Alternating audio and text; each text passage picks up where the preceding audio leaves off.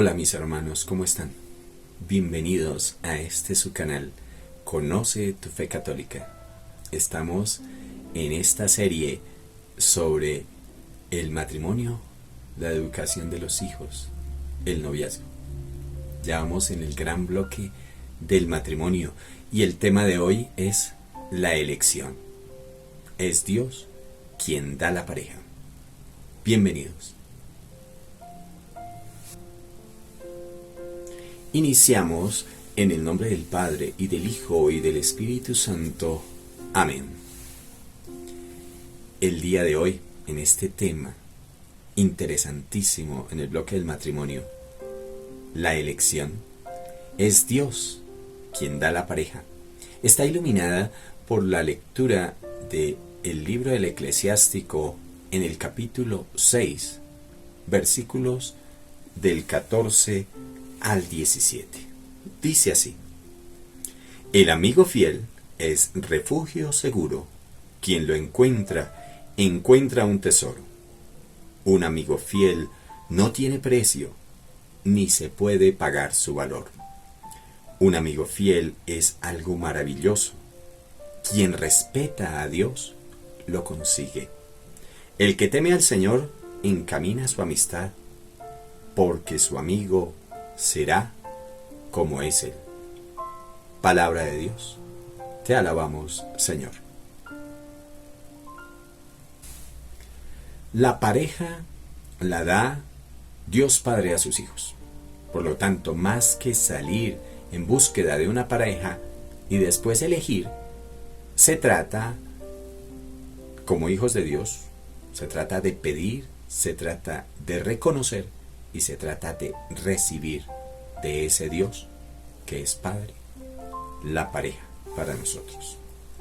Pues bien, la finalidad del matrimonio no está determinado ni subordinado por la herida del pecado original en el varón y en la mujer. Dice la liturgia que el sacramento del matrimonio no fue abolido por el pecado original, es decir, quedó intacto del pecado original, pero de todas maneras sí lleva las consecuencias de la herida del pecado original. Entonces, la finalidad del matrimonio no consistirá en tener una casa para tener una mujer, ni en tener un esposo para tener una casa. Basta con amar al Padre. El secreto está en el primer mandamiento. Por eso el primer mandamiento es el primer mandamiento. Es superior a todos. Amar a Dios sobre todas las cosas. Entonces, si uno ama al Padre Celestial y vive como hijo, está asegurada la felicidad en el camino del matrimonio. Por encima de todos los planes del demonio para destruirlo, la felicidad para los hijos de Dios está asegurada. Lo debemos creer profundamente, con todo el corazón. La felicidad para los hijos de Dios está asegurada en el camino matrimonial. ¡Qué gran esperanza! La clave, como les decía, es el primer mandamiento. No solo para el matrimonio, sino para toda la vida. Tomarse en serio el amar a Dios sobre todas las cosas asegura la auténtica felicidad en esta vida, y con todos sus sufrimientos, con todos los problemas, está asegurada también la salvación eterna en el cielo, si sabemos ser hijos de Dios. Cumplir el primer mandamiento significa que Dios me obliga, oiga eso, me obliga a ser inmensamente feliz. Y es que no existe otro camino a la felicidad. Todo lo demás son solo momentos de euforia, pero no de felicidad auténtica. Dios no es el sirviente de mi felicidad. En esto mucha gente, lastimosamente, se equivoca. Eres tú y tu descendencia la que ha de servir a Dios, como dice el libro de Josué en el capítulo 24, versículo 15. Por lo tanto, mis hermanos, estemos absolutamente convencidos de que para nosotros, los hijos de Dios, la pareja nos la da Dios.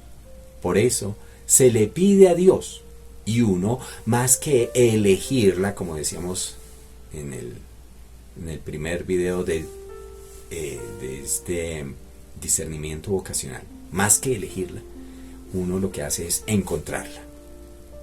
Eso es maravilloso. Uno encuentra la pareja cuando uno vive en Dios. De lo contrario, uno elige a quien se merece por sus pecados. Uno igualito de pecador o peor de pecador que usted.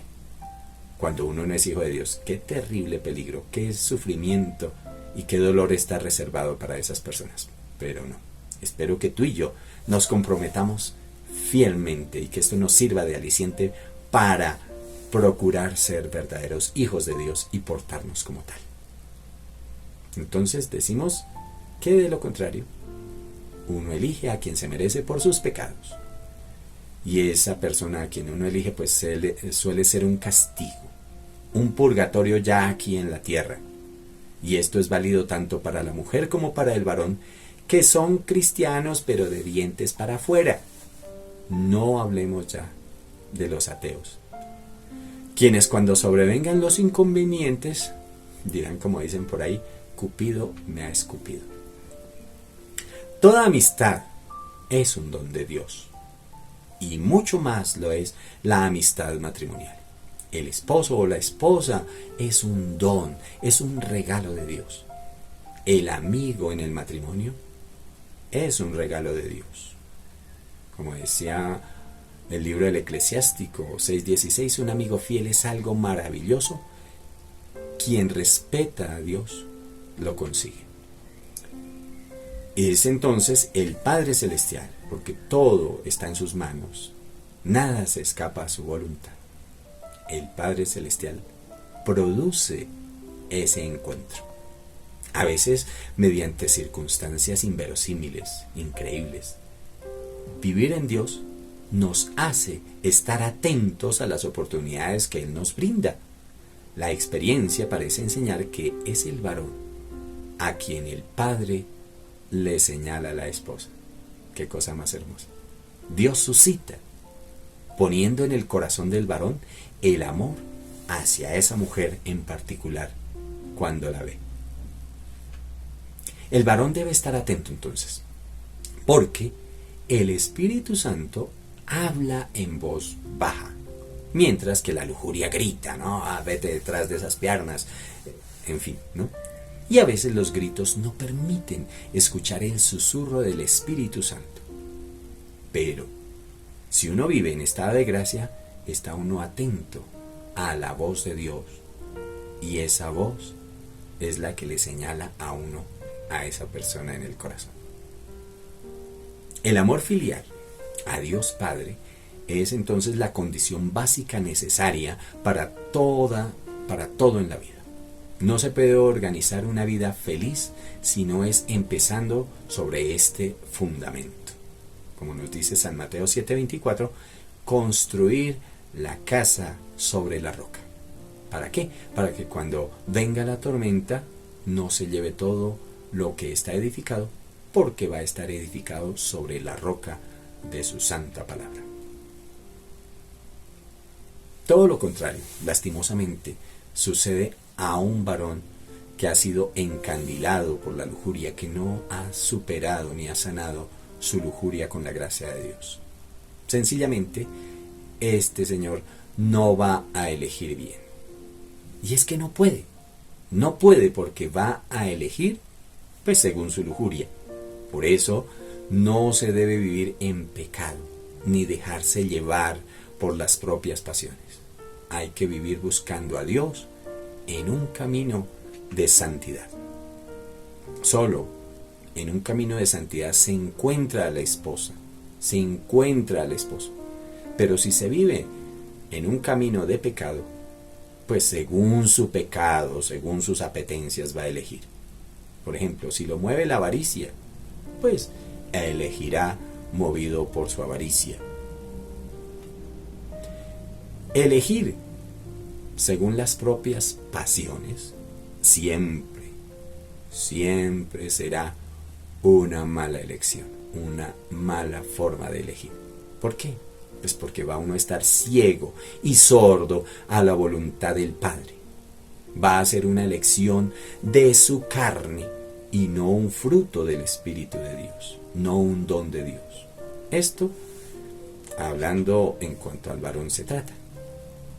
Si hablamos de ella, de cómo ella se da cuenta de la elección, si ella aspira a dominar a ese varón que se le ponga por delante, aunque Dios le ponga a ese hombre que la haría feliz y la sanaría de sus heridas, no lo va a dejar, no lo va a escoger, sino que va a escoger a otro que le llena más la vista, más sus pasiones, sus deseos, sus ambiciones. Elegirá mal.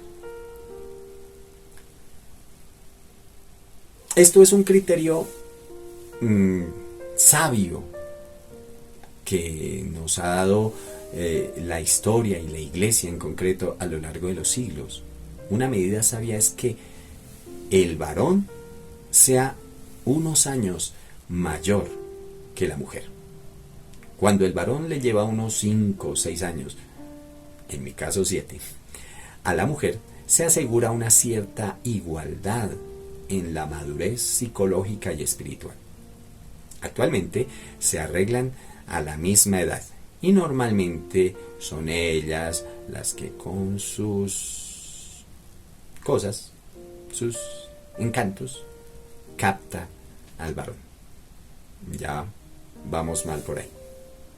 Cuando las edades son parecidas, o más aún cuando ella es mayor que él, sucede que a esa edad ellas siempre son mucho más maduras que él, lo cual es un inconveniente. Es mejor entonces que el varón sea mayor varios años. Esta es una medida de prudencia. Otro inconveniente que hay es el noviazgo temprano. Es mejor sacrificarse un poco y empezar ya terminando los estudios, porque antes es motivo de distracción. Lo afectivo altera la capacidad intelectual. Se pierde tiempo, lo cual es un error muy común. En mis épocas de estudiante existía un dicho por ahí que decía: si tu novia perjudica tus estudios, deja tus estudios y perjudica a tu novia. Imagínense eso. Bien, otra fuente de error es el temor, como ya hemos dicho, el temor a quedarse solo. Y es que vemos a los amigos de la vecindad que ya están ennoviados y tú eres el único que anda por ahí como desparchado, sin pareja. Otras veces es la necesidad afectiva de hijos que sufren el abandono afectivo de sus padres. Esos hijos sueltos que nunca han sido queridos, pues salen a buscar a ver quién los quiere. Eso, sobre todo y en gran medida, afecta a las niñas que no han tenido el afecto y la cercanía en sus casas de la figura paterna. Y entonces ellas salen a buscarlo en el primero que se lo ofrezca, sin medir las consecuencias. Ve uno tantas niñas de gancho con muchachos que realmente dejan mucho que desear. Pero, vuelvo y digo, eso se debe a esa falta de afecto que no han tenido en la figura de su papá en su casa. La carencia de afecto de los padres, el abandono afectivo del padre causa un sufrimiento que hace que busque afecto, tiene sed y hambre de afecto, aunque sea comprensible. La carencia, estas carencias de afecto de parte del papá, sobre todo para la hija, no son buenas consejeras y nunca lo serán. En conclusión, hay que vivir en gracia de Dios. Ese es el camino. ¿Quieres algo bueno para ti? ¿Quieres asegurar tu felicidad? El camino seguro es vivir en gracia de Dios. Estamos en mora de vivir nuestra condición filial de hijos de Dios, confiando en el Padre Celestial. Vivamos pues de acuerdo con nuestra condición de bautizados y vivamos el bautismo. Y así haremos una buena elección matrimonial. Así vamos a saber descubrir y reconocer a esa que el Señor les tiene destinada en el momento oportuno, que no es otro que aquel que el Señor tiene señalado. Hay que vivir entonces sin ansiedades. Cuando uno vive en Dios, vive en esperanza. La esperanza, esa virtud teologal tan maravillosa. Cuando uno cree que tiene el control y es uno el que elige y mi novia tiene que ser así, y como que planea mucho las cosas, cree que todo depende de uno, que uno es su propio padre y tiene que ser el forjador de su destino. Usted, mijito, es el que tiene que decidir. Pues no. ¿Cuántos apuros, cuántos apresuramientos y cuántos errores se cometen en esos apresuramientos? Ahí actúa perfectamente el pecado original. Acordémonos, la frasecita central que describe el pecado original es: seréis como Dios. Entonces echa uno a Dios para un lado y uno se pone en el lugar de Dios. Ese es el comienzo de todos los desastres. Nos estrellamos contra el duro pavimento una y otra vez, porque no queremos entender que Dios es uno solo y que yo no soy, que Él es el único que es. Eso significa el diálogo entre Moisés y Dios presente a través del ángel en la zarza ardiente, capítulo 3 del Éxodo, por ahí para que lo miremos en nuestros ratos libres. Él es el único que es, por sí mismo, que no necesita de nadie. De resto, todos somos dependientes de Dios. Para vivir, para comer, para vestirnos, para la salud, para todo, dependemos de Dios. Él es el único que es por sí mismo. Y entonces, ¿quién soy yo? Pues yo soy el que no soy, el que necesita de Dios para ser. Si lo entendemos, hemos entendido el sentido de la vida. Soy el que depende absoluta y totalmente de Él para ser. Así lo dice el Shema Israel, ¿no? Por allá en el Deuteronomio 6. Es tan sencillo como entender que yo no me di el ser a mí mismo, que el ser, el existir, es un don que me fue dado y por tanto debo rendir cuentas de su administración. Eso, si lo tengo presente, entonces me protegerá de erigirme yo mismo como Dios. Bien. La invitación entonces no es otra que hacernos verdaderos hijos del Padre. Vivamos entonces por sus caminos y encontremos la dicha de la felicidad matrimonial a la que hemos sido llamados por Él. La dicha de la amistad matrimonial. Recordemos, el Padre es el primer interesado en que nosotros, sus hijos, seamos felices. Nadie más que Él quiere que cada uno de nosotros, que tú y que yo, seamos felices. Pues el camino es el primer mandamiento. Gracias, mis hermanos, por su participación. Echémosle ganas, hagámosle caso a Dios. Ya le hemos dado la oportunidad al mundo de que nos enseñe y nos adoctrine, y mire cómo nos ha ido mal. ¿Cuántos de ustedes lloran y sufren por una mala elección que de pronto ya han hecho? El camino, ser verdaderos hijos de Dios, amar a Dios por encima de todas las cosas, es tan básico, es tan sencillo, que por eso mismo es tan difícil. Pero lo podemos hacer con la gracia de Dios y de los sacramentos. Mis hermanos, gracias por vernos.